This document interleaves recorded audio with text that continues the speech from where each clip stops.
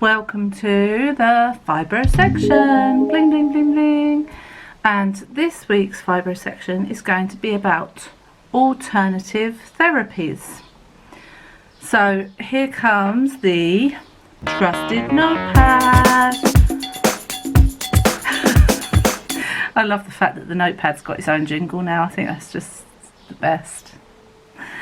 Right, so here's the trusted notepad. Done a lot of research. I've also asked for people's advice on this from Twitter, so I will put those comments anonymously in as well, and I will get started. So, alternative therapies. Standard treatments for fibro include painkillers, antidepressants and anti-seizure drugs. These can help reduce symptoms like pain, fatigue and insomnia. For some people though, these medications may not provide the perfect solution. They also may cause side effects that make them difficult to maintain. The best approach is to combine drug treatments with alternative therapies. And I've been researching a few of them, but there are so many out there, so many. But I just thought I'll just give you the few that I've researched, if that's okay. So the first one is going to be acupuncture. So acupuncture is an ancient form of Chinese medicine. Very thin needles are inserted into your skin at different points in your body. It's used to treat a variety of conditions. It seems a popular treatment in fibro sufferers, but you need to keep it going on a regular basis, and that can be costly, and that's the same with most of these treatments, to be honest. Some have said it didn't help them, but most have said it did. Each session will last from about 30 minutes to 1 hour and cost around £35 to £50, making it an expensive treatment to have regularly. So I asked people on Twitter if they'd had acupuncture and what their experiences were of it, and these are some of their comments that I will put up on screen now. So as you can see, it's a mixed bag, but some people love it, some people don't. I have had it before, and I had it for back pain. I've had a lot of problems with my back in the past, and I had a really bad back, and a friend of mine that I used to work with at school, he did acupuncture. So he came round and put all the needles in, and when he put the needles in, my back pain went, while they were in, and I had like a halo of needles coming through my head. It was really weird. And I didn't like it. I didn't mind them going in, but it was when he twisted them, that's when it really hurt. And I didn't like it, it felt uncomfortable, but it helped my back pain at the time and for a little while afterwards, but then it went back again to normal. So you have got to keep that going, really. Right, the next one that I'm going to talk about is a TENS machine. So this is my TENS machine. It comes with these little pads like this. There's 4 of them, I think. Or is there 2 of them? I can't remember. There's 4 on there, but I think there's only 2. I think there's only 2 this one comes with, but there's 4 at the moment on this spare little thing. So you can buy replacement pads for it. And you plug it in, and you basically have got these controls. So you can control how strong you want the pulses, basically, and there's also a timer on there as well. So let's see what I've researched about TENS machines. This can be used at home, like mine, and I do have one like I've shown you, which is useful if the pain is centralised and not travelling. But if the pain travels, then it's not really ideal, because you can't just keep taking you could keep taking the stickers off and sticking them everywhere, but it's a bit inconvenient, isn't it, really? So you might find that the TENS machine does not help your pain, but you can always hire one first to try before buying one yourself. So I don't think we've ever hired one, because I've always had one, because they're not that expensive to buy. So a TENS machine, as I showed you, has sticky pads connected to the unit, which sends small electrical pulses to your body. It is important to check the skin when you remove the pads to make sure you're not reacting to them. If you use the TENS machine too much, it can make the area sore, and if used at too high a setting, it can cause your muscle to twitch. So be careful on that. My TENS machine comes with a timer, so it goes off after a while. So I know that that's it then. They cost around £30 to buy. And I think we got ours from Amazon. They do them on Amazon, they do them in chemists, they sell them anywhere. In a day, the maximum they should be used is 3 times. That's the maximum. So again, it's worth trying it if you haven't tried it before. And like I say, if your pain is centralised somewhere, it may be a good idea to try it. Massage. Now this is a massive one because there's so many different types of massage, and I've just covered a few, not all of them. I've just covered a few here. So there are many types of massage available. Personally, I've had sports massage, but again, it is expensive to keep up.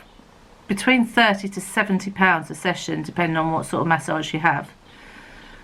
Manual lymph drainage therapy is a type of massage.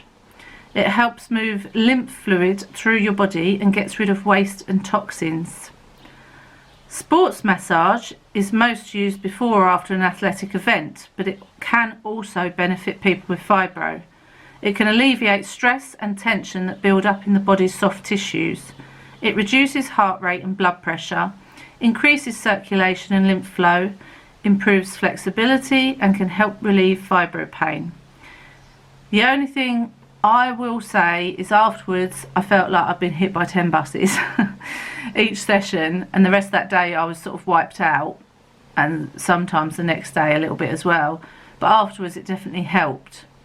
It helps to break it all up really. I do think it depends on if you can tolerate a lot of pressure or not. She used to start off like gently on me and then increase it and see what I could tolerate, and some days I could tolerate it more than others, you know. Passive stretching involves exerting an external force on a limb to move it into a new position. People with fibro often have very stiff joints because of the constant muscle spasms. By gently moving their arms and legs in the same direction, it can loosen up those muscles and joints. And to be honest, the passive stretching goes along with what I did in my exercise vlog, which I will link above for you. If you haven't gone and checked that out, check it out. But stretching is a must for any fibro sufferer. Myofascial release, myofascial? I don't know if I'm saying that right or not. Involves applying gentle, sustaining pressure into connective tissue. It helps fibro pain and restores motion by elongating muscle fibres. It's alright if you can say it, isn't it? Which I obviously can't. Hot stone massage.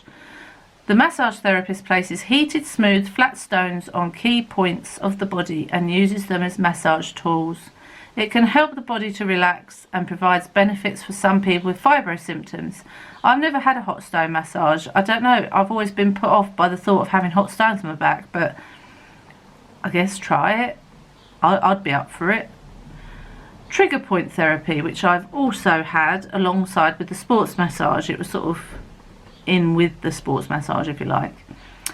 And it was quite painful, but it did work. So trigger points are painful spots located in bands of muscle fibres, and people with fibro have more of them. It involves deactivating the trigger points using finger pressure. So literally what they did is she found where my trigger points were, and when she found a trigger point, she'd have her fingers on that trigger point and just gently increase the pressure on it until as much as I could bear, and then she'd hold it until the pain went off, and then she'd gently release it. And I've had that a few times, because when I had my shoulder operated on, I had a lot of knots around my back, and I probably still have, and they were doing that in the physio, holding trigger points. The key is getting the right kind of massage to help ease both the physical and mental effects of fibro. Massage reduces stress, helps relieve pain, decreases feelings of anxiety, and releases endorphins, which are the body's natural painkillers. Touch can be difficult, like I've said, for fibro sufferers, and before, when I've had a massage, sometimes I can't stand much pressure, other times I can tolerate quite a lot. So it just depends on the day, depends on the individual.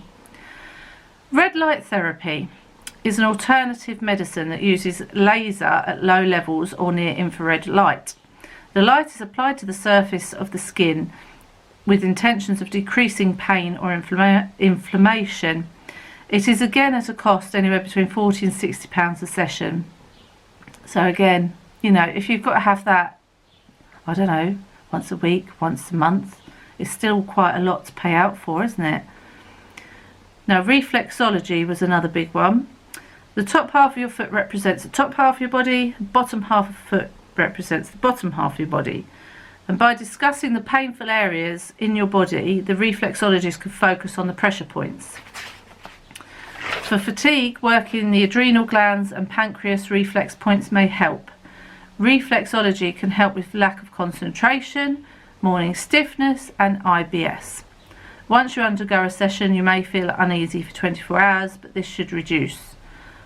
And I asked people on Twitter if they found they'd had reflexology and it helped their fibro. I had a bag of mixed responses again, and I will put them up here now for you. So I haven't actually had reflexology. I'm a bit funny with feet. I think it stems from when I was, it was quite a few years ago, I had a really bad verruca under my foot, and I had to have a lot of treatment on it because it would not go. And one of the treatments was to numb my foot, and then they got a needle and basically stabbed and stabbed and stabbed at it, trying to kill the root. And I think since I had that, it's just put me off things with my feet.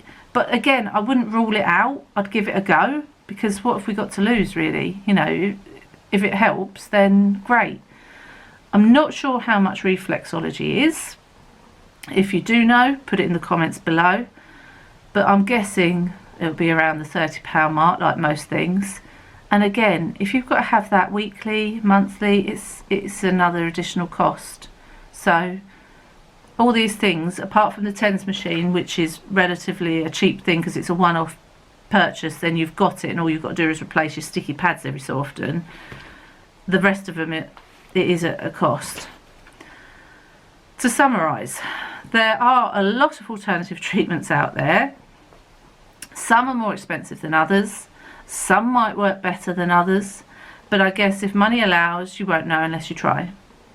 Always speak to your GP for advice, as they may know which therapy would suit you best. And what I would like to know from you is if you've had an alternative therapy, and if you have, what was it and did it help, and how frequent do you have to have it, what is the cost, all those sorts of things, because it would be helpful to all of us in the comments for you to add your input. Yeah, if I've left any out that you want to discuss, then obviously go ahead and discuss them in the comments. I haven't covered all of them because there are so many.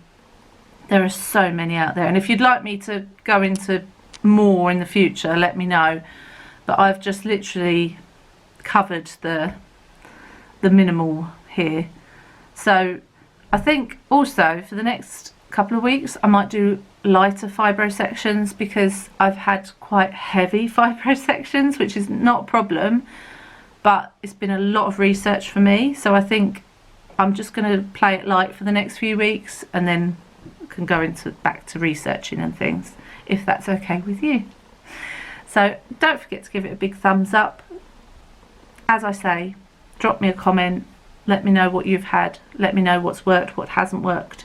Be interesting, and we're all different, so something that's going to work for one of us isn't going to work for another one.